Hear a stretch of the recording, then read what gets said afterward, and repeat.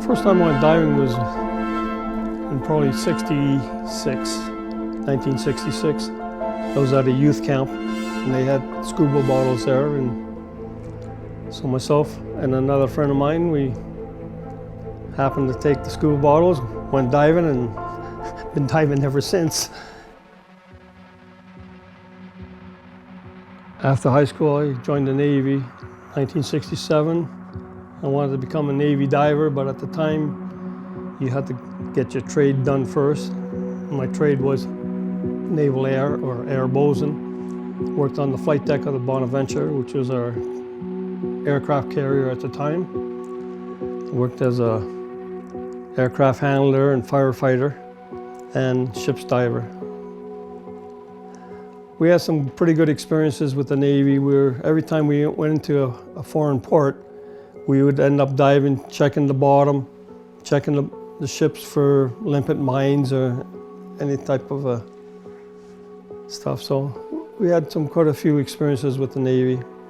And I worked for about 3 years at that. Then the oil field was starting to kick off. They built some oil rigs in Halifax, and I said, well, I want to come out and dive in the oil rigs, big money. And that's what I ended up doing. Came out to BC from Halifax and approached Phil Newton with Can Dive. And he said, well, you need to get some diving experience. But I said, I was a Navy diver. But no, you need some diving experience. So he suggested I go to school. There was a school in Vancouver called Northwest School of Deep Sea Diving. So I worked for them. Finished, it was about a 3-month course, I guess it was. Then finished with them and arrived in Newfoundland, and we went to work there in St. John's, Newfoundland. Can Dive had 3 rigs going at the time, and I was so lucky that I ended up on all 3 of them at one time with another. I worked there for 3 years, then the rigs left. So they asked me if I wanted to go overseas. I said, sure. Then I continued diving in Trinidad, and we went to Brazil after that, and we started saturation diving down there. And I was running saturation, and saturation diving is a means of when your body becomes saturated with things, instead of coming back to the surface, you're staying at depth, the same depth that you're working at. Then you're gradually taken back to the surface, which could be 5, 10, 15 days, whatever. So your body is super saturated with the nitrogen. Well, you're living in a usually 400 cubic foot chamber. It's approximately 11 feet long by maybe 7 feet high. You're living in there with different people. Now the new saturation systems they got 10, 12-man chambers with 12 people in. When we first started off with saturation, there was only 2 people that are living in these close confined spaces. Then from saturation, I went into ADS, atmosphere diving suits. We had a Jim and a Wasp, which are one of the first 2 ADS suits, atmosphere diving suits that we had. I was on the Penrod 72. Worked for a couple years doing that, and in 1980, Can Dive asked me if I'd come back and work in Canada, and I was away for about 8 years out of Canada. I said, sure, I'll come back, and I came back and I worked up in the Arctic in the Beaufort Sea with Can Dive, and then in 1983 I got lucky and we were on an expedition with Dr. Joe McGinnis on the Breadalbane, which was one of the ships that was looking for Franklin. When Franklin got lost in the 1840s, his wife was sending ships out and looking for him, and they went to Beechy Island. And it was the summer of 1853, and ice came in, crushed the ship, and the ship just went straight down. And Dr. Joe McGinnis led an expedition for it, and we ended up diving with the Wasp, which was again a 1-atmosphere diving suit. I was the operator of the suit, of the Wasp suit. Phil did the first dive and I did the other 3.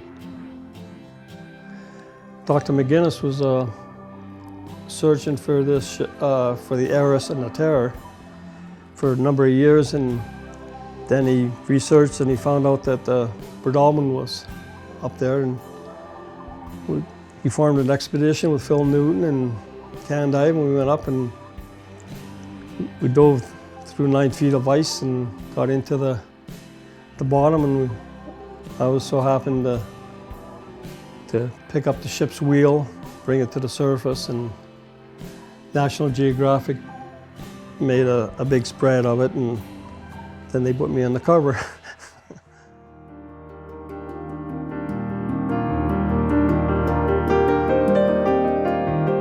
Nude suit is a 1 atmosphere diving suit. It was built by Phil Newton from Can Dive.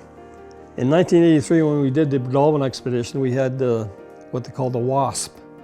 The Wasp suit was a segmented joints, where with the nude suit, Phil came up with designs on the shoulder and the elbow to make the ventilation a lot better. It was after the Bredalman dive, he said, I can build a better suit. I said, well, let's do it. And that's what he did. He came in and he built the nude suit. In fact, they just built the third one, the 3rd generation now. It's a 2,000-foot suit. They're testing it right now over in Vietnam for submarine rescue.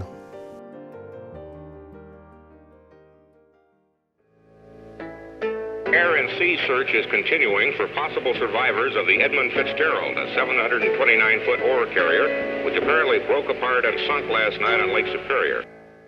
The Edmund Fitzgerald was a tanker, a lake tanker that went down just outside of Sault Ste. Marie, Michigan, Ontario, I guess it was.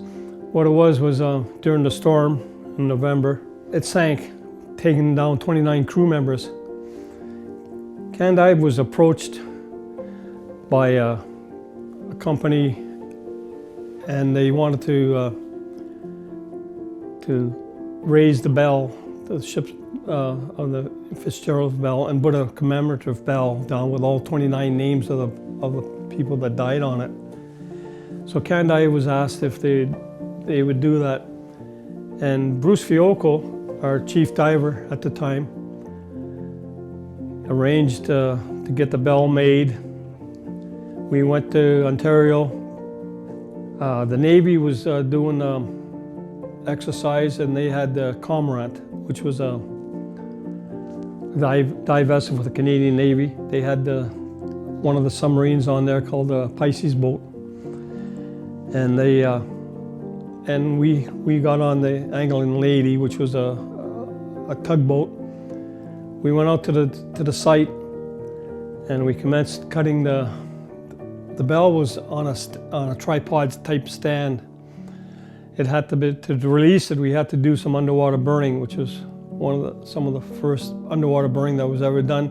But Bruce ended up cutting the bell, and when we cut the bell off, we raised it to the surface and we replaced it with the commemorative bell, and they had a ceremony over the wreck, and they rang the original bell 29 times for each member that perished on that tragedy.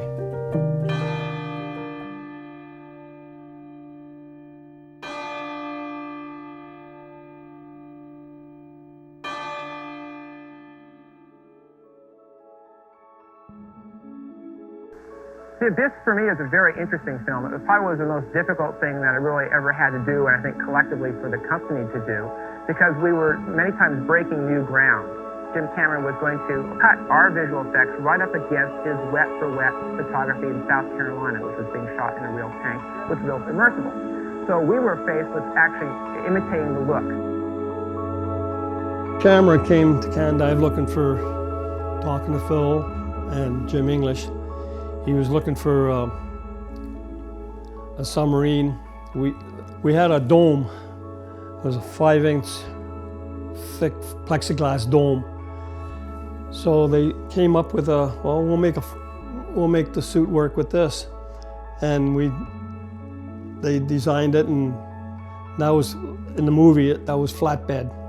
They took the actors and they brought them, they got them certified in scuba. Then they got them in the hats and that, and running can dives, 2 subs with that. So I ended up on the movie set for about 6 months, I guess it was, in Gaffney, South Carolina. They filmed it in Carolina in an old nuclear plant. They filled the bowl up and cleaned the water up, and Jim Cameron was an incredible guy. He did all this, and it was the most underwater production that was ever done.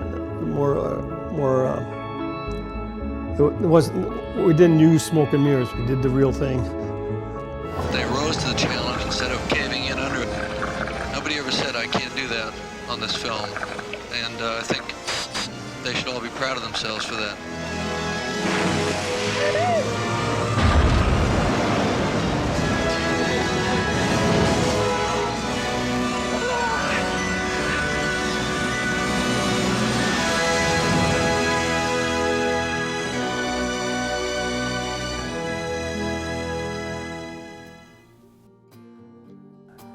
You're coming along, you understand now what there's just only one piece of the picture. There's different parts of diving that can come into things. The technology with these cameras, and now just thinking of them being put underwater, using them underwater, taking pictures and sending them down with a motor on it. You can sit on the surface. You don't even have to go underwater now, but you can bring back some more, fantastic shots of It was a lot of fun in the suit. It's a different experience. It's like being a fighter pilot, but underwater.